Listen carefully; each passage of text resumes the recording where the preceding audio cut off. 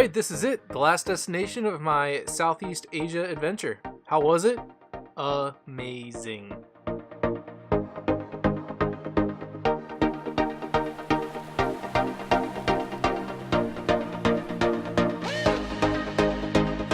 Bali's nothing short of incredible.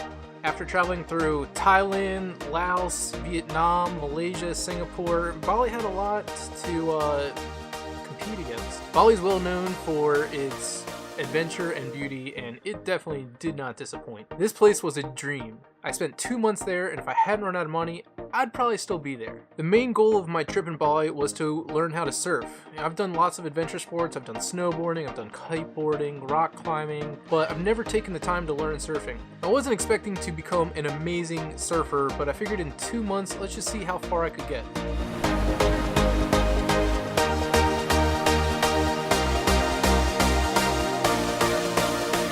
I didn't expect to enjoy surfing as much as I did, but I just had an awesome time down there. I don't think I've smiled so much in my entire life.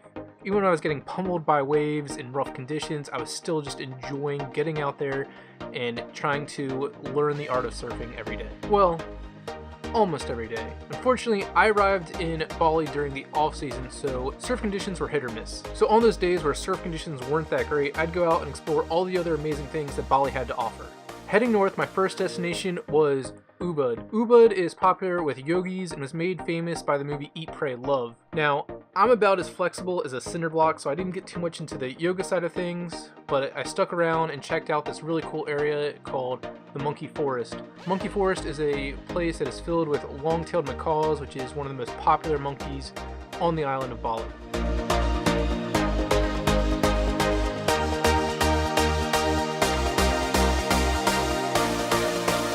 Heading further north, I got up into the volcanic region of Bali, which is covered with thick, dense jungle. It's also home to some of the most beautiful waterfalls in the entire world.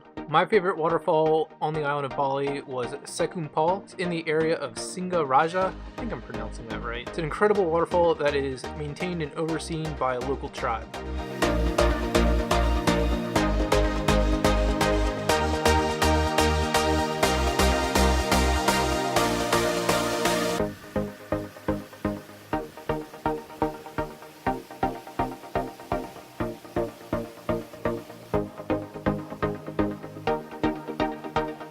Heading further south, I explored Uluwatu and the Jimbaran area. This has some of the most famous beaches for surfing in the entire world. It's also a great place to get more of a local experience. There's a lot more warungs and local restaurants as opposed to some of the more western restaurants in the central area of Bali. This area is also home to some of my favorite beaches on the island, but they're definitely a workout. These beaches are located below the southern cliffs of the island and require going down hundreds of stairs sometimes to get to, which also means you gotta take hundreds of stairs to get back out of there.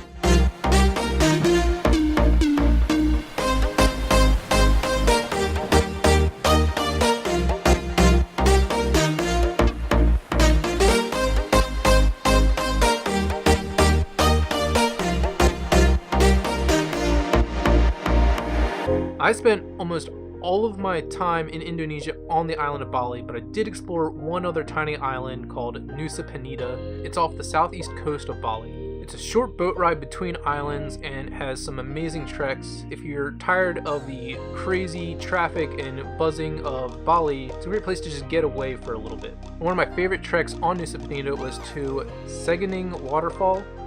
It's this, I don't even know if you can call it a trek. You basically just jammed a bunch of sticks into the side of a cliff and you kind of climb down this narrow path made by these sticks. It's more like rock climbing than it is trekking. You climb down this entire cliff face, which is pretty steep, and you get to a spring that is cool and refreshing. It's a great reward for the end of that difficult trek, and the water there is actually drinkable too. It tastes pretty sweet and clean, and I definitely drank my fair share of it with zero stomach problems, so I can attest that it is fairly safe water to drink. Of course, after hanging out in the spring, you have to climb back up that cliff face, and it is narrow, hot, and difficult.